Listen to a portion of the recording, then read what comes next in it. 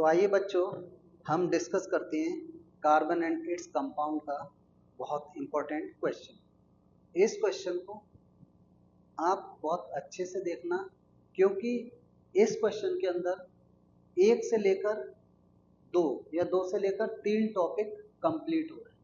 क्योंकि यहाँ पर जो रिएक्शंस दिखाई गई है वो लिंक करके रिएक्शंस दिखाई गई है, और लिंक रिएक्शन अक्सर एग्जाम में पूछी जाती है।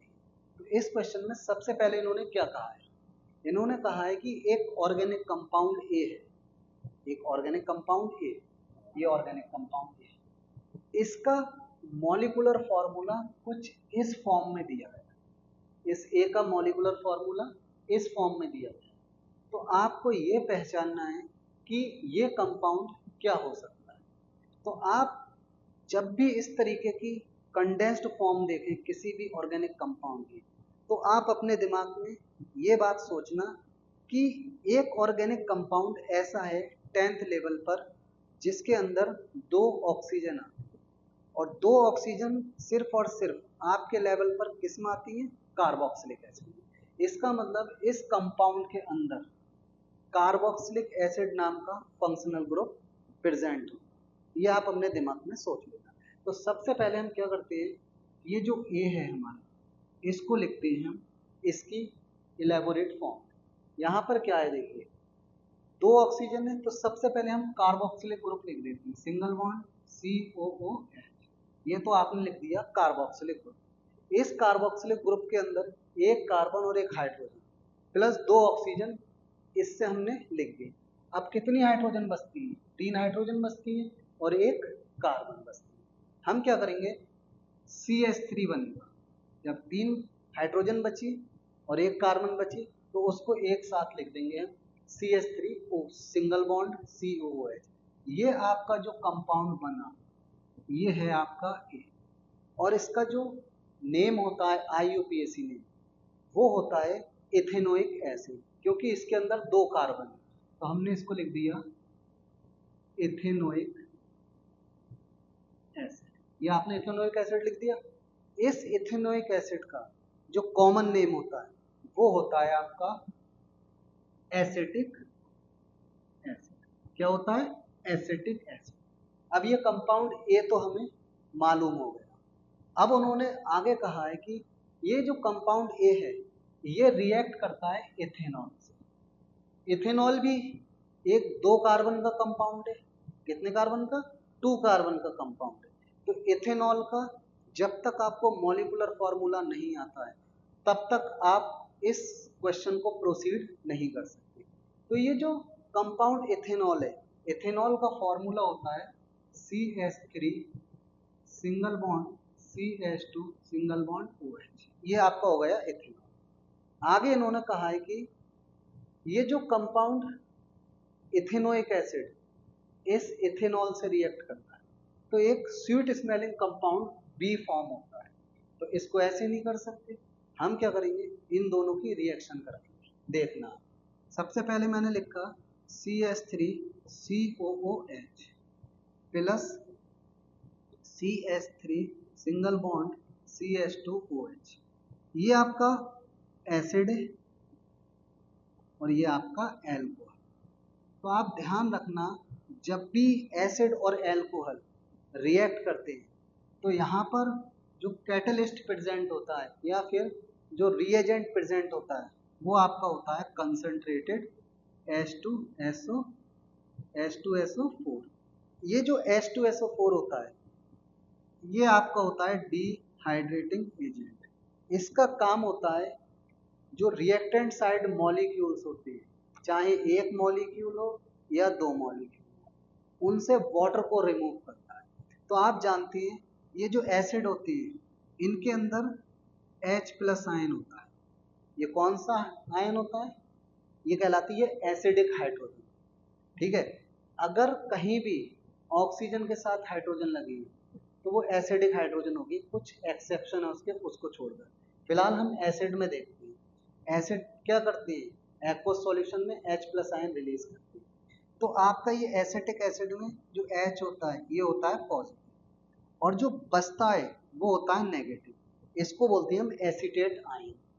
अब ये जो एल्कोहल है, एल्कोहल में ये OH माइनस होता है, बाकी जिस कार्बन से OH लगा होता है वो आपकी पॉजिटिव। ये बात ध्यान रखना, इस क्वेश्चन को ऐसे ही करना है। अब होगा क्या, एल्कोहल का OH, आपका ये जो एल्कोहल है इसका OH और एसिड का H, ये दोनों आपस में एक साथ आएंगे एक दूसरे के साथ और वाटर की फॉर्म में रिलीज हो जाता है। तो ये जो आपका कंसंट्रेटेड H2SO4 है इसने वाटर को रिलीज कर दिया। अब बचता क्या है, एल्कोहल का पॉजिटिव पार्ट बचता है और एसिड का नेगेटिव पार्ट बचता है, ये दोनों पास आ जाते हैं। तो आप कैसे लिखोगे, CH3COO माइनस, ये एसिड का पार्ट है, बचा इसका एल्कोहल का पार्ट इससे जोड़ते हैं, CH2 सिंगल बॉन्ड CH3। तो ये जो कंपाउंड फॉर्म हुआ इसके अंदर एस्टर नाम का फंक्शनल ग्रुप प्रेजेंट है। कौन सा, एस्टर नाम का, लेकिन आपके सिलेबस में इतना नहीं दिया गया है, तो इसको हम क्या बोलते हैं, एस्टर फॉर्म होता है। क्या फॉर्म होता है, एस्टर। और जो भी एस्टर होता है ये स्वीट स्मेलिंग कंपाउंड्स होते हैं। अगर आप इसको इनहेल करोगे तो इसकी जो स्मेल होगी वो थोड़ी मीठी मीठी होती है। और वैसे इसका IUPAC नेम होता है इथाइल इथनोएट। क्या होता है, इथाइल इथनोएट। तो यहाँ पर ये रिएक्शन होती है, समझ गए बात। उसके बाद इन्होंने क्या कहा है, उसके बाद इन्होंने कहा है कि how can we get compound A back from B. ये जो कंपाउंड बी है आपका, ये क्या फॉर्म हुआ है, ये आपका कंपाउंड बी फॉर्म हुआ है, ये कंपाउंड बी फॉर्म हुआ है। उन्होंने कहा है कि इस बी से वापस हम ए कैसे, इस बी से वापस ए हम कैसे बना सकते, इस बी से वापस ए बनाना है तो कैसे बनाओ। तो हम क्या करते हैं, इस इथाइल इथनोएट की रिएक्शन किसके साथ कराते हैं, वाटर के साथ कराते हैं। दैट इज, इसको हम बोलते हैं एल्केलाइन, इसको हम बोलते हैं acidic hydrolysis of water, acidic hydrolysis of ester. तो आप देखते हैं इसको रफ कर रहे हैं। क्या कहा है, इन्होंने कहा है कि जो कंपाउंड हमें बी मिला, इस कंपाउंड बी से वापस हमें ए बनाना। तो आप क्या करोगे, सबसे पहले कंपाउंड बी लिखोगे CH3COO CH2CH3, ये आपका एस्टर है। एस्टर में भी ध्यान रखना ये वाला पार्ट नेगेटिव होता है और ये वाला पार्ट पॉजिटिव होता है। अब ये जो एस्टर है, जब इसकी हम क्या कराते हैं, एसिडिक हाइड्रोलिसिस कराते हैं, एसिडिक हाइड्रोलिसिस कराते हैं। तो एसिडिक हाइड्रोलिसिस को समझने के लिए क्या करना है, ये जो वाटर होता है इसके पास H+ आयन होता है और OH- आयन होता है। तो आप यहाँ से देख लेना कि जब आपने एस्टर की एसिडिक हाइड्रोलिसिस कराई तो ये जो H+ आयन है ये तो जाएगा एसीटेट आयन के पास, और ये जो OH- आयन है ये जाएगा आपका कार्बोकैटायन। इस तरीके से हमें क्या मिलता है, CH3COOH, हमें क्या मिल गया, ये वापस कंपाउंड ए मिल गया, किससे, बी से। प्लस हमें क्या मिलता है, इथेनॉल मिलता है C2H5OH। इस तरीके से ये रिएक्शन कंप्लीट होती है। इन्होंने और क्या कहा है, name the process and right corresponding chemical equation. तो पहली जो प्रोसेस थी, जब हमने क्या किया था, एसिड और इथेनॉल से क्या बनाया था, एस्टर बनाया था, उस प्रोसेस को हम बोलते हैं एस्ट्रिफिकेशन। क्या बोलते हैं, एस्ट्रिफिकेशन। ठीक है, जब एसिड की और एल्कोहल की रिएक्शन कराई थी तब एस्टर मिला था और हमने बोल दिया इसको एस्ट्रिफिकेशन, पहली बात। दोबारा इन्होंने क्या कहा है कि अगर हम वापस बी से ये जो एस्टर बना था इससे ए बना रहे हैं तो यहाँ भी एक प्रोसेस होती है, उस प्रोसेस का नाम होता है एसिडिक हाइड्रोलिसिस ऑफ एस्टर। समझ गए बात, पहली क्या थी, एस्ट्रिफिकेशन, फिर वापस हमने वही कंपाउंड बनाया तब उसको हम क्या बोलेंगे, एसिडिक हाइड्रोलिसिस ऑफ एस्टर।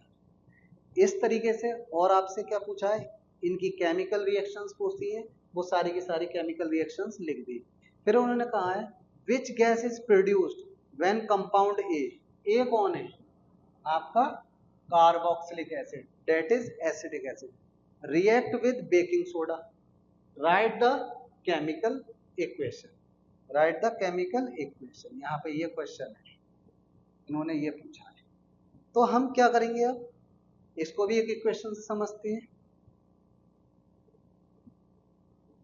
जब हम कंपाउंड ए आपका क्या था, ये था आपका CH3COOH, ये एसिटिक एसिड है या इथेनॉइक एसिड। मैंने आपको बताया है कि जब भी कोई एसिड किससे रिएक्ट करता है, कार्बोनेट से, मेटल के कार्बोनेट। यहाँ पर जो बेकिंग सोडा है इसका फॉर्मूला होता है NaHCO3, ये बेकिंग सोडा है, ठीक है। जब बेकिंग सोडा से रिएक्शन हो रही है एसिड की, तो आपको पता होना चाहिए सबसे पहले क्या बनेगा, एक सॉल्ट बनता है CH3COONA, इसको बोलते हैं सोडियम कार्बोनेट, इसको क्या बोलते हैं, सोडियम एसिटेट।